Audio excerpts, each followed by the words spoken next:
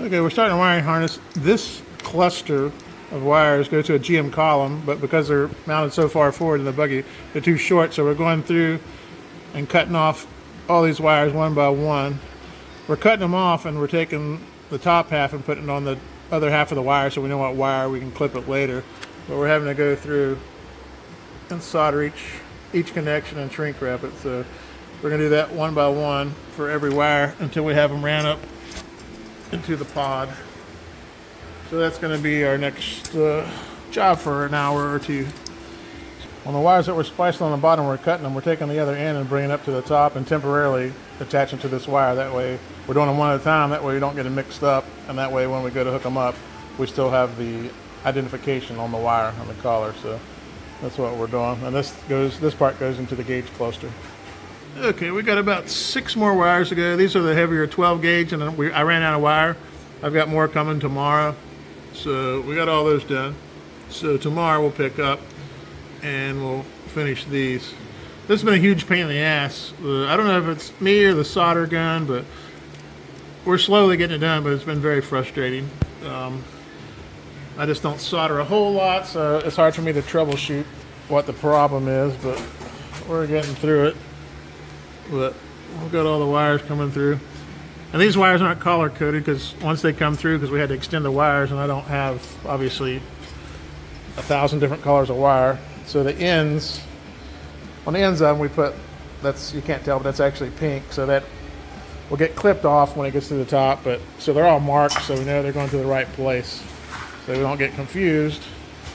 But it's still a mess.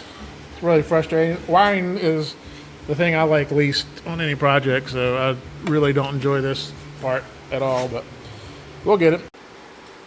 Okay, Ed's still working on the wiring, sorting out the wiring, getting some of them straightened. I have moved my attentions to the rear lights. The turn signals and the brake lights are both the same.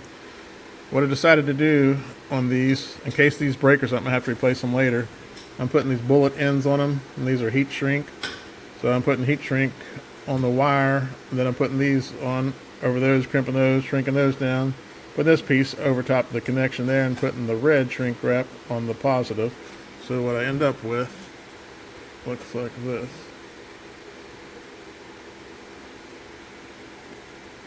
So this one's ready to install. So doing this for all 4 lights, and I'll do it for some other connections too, but every connection is probably going to be its own situation, so we'll just have to see when I get to them what I have to do. But that's what I'm doing for these. That way it makes them easy to change out later if I need to.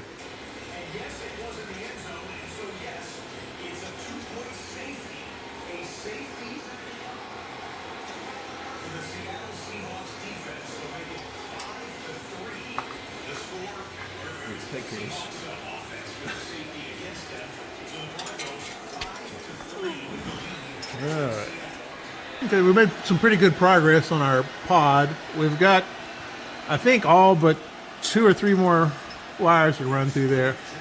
So we got a lot. I didn't count the total number of wires, but we're doing pretty good. So that's the main pod. And then this pod doesn't have much. It just has the fuel gauge, an oil temperature sense, and a USB plug. So that one won't require too much. But there's our cluster we've been working on. All of those have been soldered and shrink wrapped to extend all the wires. So it's coming. It's just a pain, but we're getting there.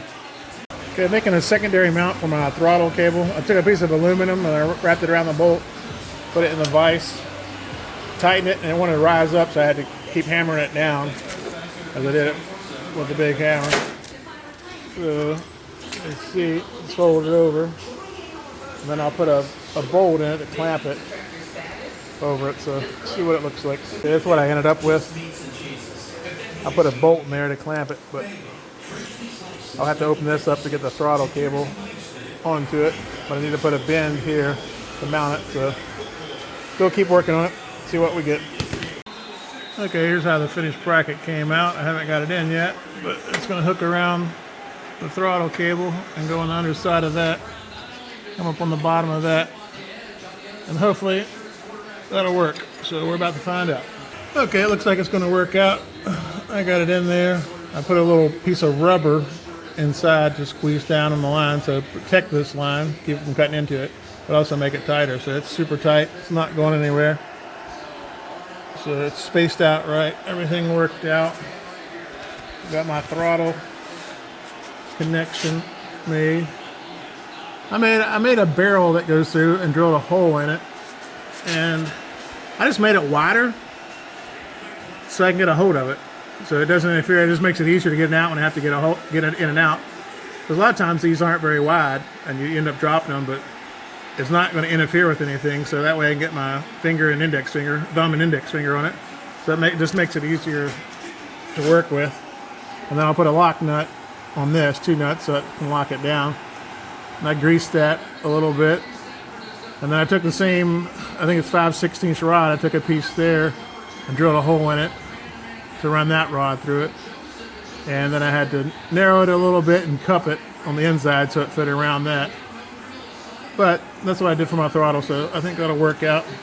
I've got a good pedal now. The pedal feels good. Everything seems to work. Nothing's in a bind, so I think my throttle cable is done and I can mark it off the list. Okay, finally going to move to bleeding the brakes and the clutch. I think I'm going to start with the clutch. I bought this kit off of Amazon. Hopefully it works well. It was reviewed good. It's supposed to be able to do it one person. There's the part number. Anyway, we're going to try the directions, make it look super simple. So I'm going to pull it apart. First thing I'm going to do is bench bleed the clutch and brakes on the car, and then we'll move to this and we'll film this and see how this works. Okay, to bleed my reservoirs, I just bent up a piece of tubing there so it circles around so it'll dump the fluid back into the reservoir. So this is basically a C shape. So now I'm going to fill that up, start cycling it and try to get all the air out of that. Then I'll hook the lines up and then we'll try the new bleeder. So now I'm just going to cycle the pedal until all the air comes out of it. Looks like most of it's out of it. There's some more bubbles that came out of it. So just keep cycling your pedal until no more bubbles are coming out. Takes a while. Take your time when you do this and make sure you get all the air out, because this will really make a difference when you go to bleed the rest of the system. Okay, I got the extra reservoir here that comes with the kit. I've got it filled up with fluid, and you stick that down into your reservoir, and there's a little clamp on there that clamps it on. So that way, because you're going to be basically from the back, from the port where you open these on either the brakes or clutch, it doesn't matter, you're going to be sucking fluid from here all the way to the back. It's just going to suck it out of that hole like a straw. So you're going to go through quite a bit of fluid, probably to get all the lines out. So you want to make sure you don't run out of fluid. So I basically have a whole bottle in there. Okay, on the back on the bleeder valve there, I've cracked that loose, and this little rubber piece goes over your bleeder, and then this white hose comes over and goes into our machine. So basically all you're supposed to do is hook air up to it right there, and it runs on 40 to 170 psi. I think I'm running about 80, and then you're supposed to just push this down and it'll start it, and you just watch this line until there's no bubbles in it, and it'll dump out into the bucket there, and you can recover that and pour it back into the bottle. So we're about to find out if it works. Okay, I seem to only see fluid. It's not fill. I thought it would fill the whole tube up with liquid, fill it up and it just suck it through, but it's not filling the tube up with liquid, but also seems to just be pouring liquid. So it doesn't seem to be any air. So like I said, I'm still learning this. First time I'm using it, but it seems to only be liquid flowing out at this point. So I'm going to tighten it and see what it does. But okay, I appear to have a clutch.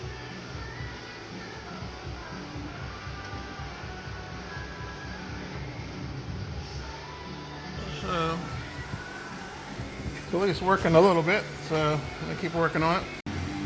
Okay, now I'm moving to the front brakes. I got all of my lines tightened, so everything's good. So now I'm going to bleed this. You can see that's just the air just coming out of it just naturally. I haven't started pumping it yet.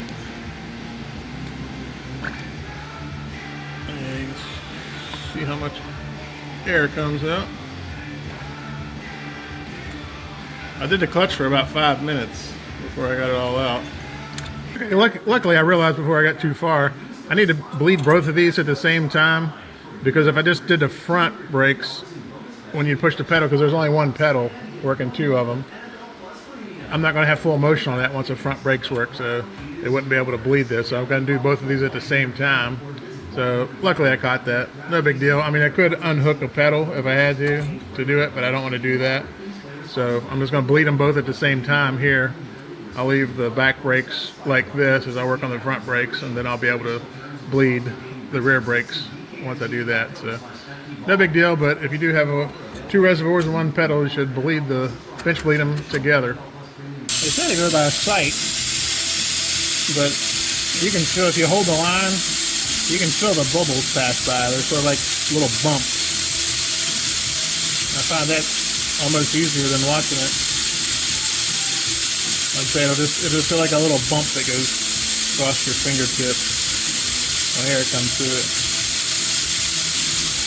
it. Okay, I seem to have front brakes. They seem to be working okay. The three-way was leaking quite a bit, so I really had to torque those down, probably to the maximum torque, but it doesn't seem to be leaking now. I don't seem to have any leaks, and it seems like the front brakes are working. So now I got to move on to the back brakes, but I've got a lot to tighten down on that line, because I've got the brake switch, I've got all those. Two of these are tight. These two are tight. That one I've still got to tighten the fitting, so I don't know how that's going to go. That's what I hate about fittings like this. When you rotate them, I want that to be facing down, but sometimes they'll be facing left or right just because you run out of thread. So I always hate doing that on those, trying to get them to fit properly, but we'll see. The back part's done. Everything's tightened back there, so I will button up the front brakes, put the cap on it, and then I'm going to start the rear brakes, and hopefully we'll have rear brakes. I'll say midway through the process, I seem to really like this thing. You can see it's starting to fill up with the reservoir, but I can reuse that. But it seems like it works really easy, and I mean, basically you just turn it on and wait for the air to get out of the lines. So far it's 5 out of 5 stars, but I'll keep working with it and see and make sure the brakes really work. So I'll have to, once I can get the buggy drivable, I know how good the brakes are and stuff. But so far I'm enjoying this. Okay, don't forget when you put in your gerbil bottle here, there's a valve on the side of it. Right here, this black valve. That's what opens it. So make sure you turn that on. After you stick it in there, make sure you turn that on.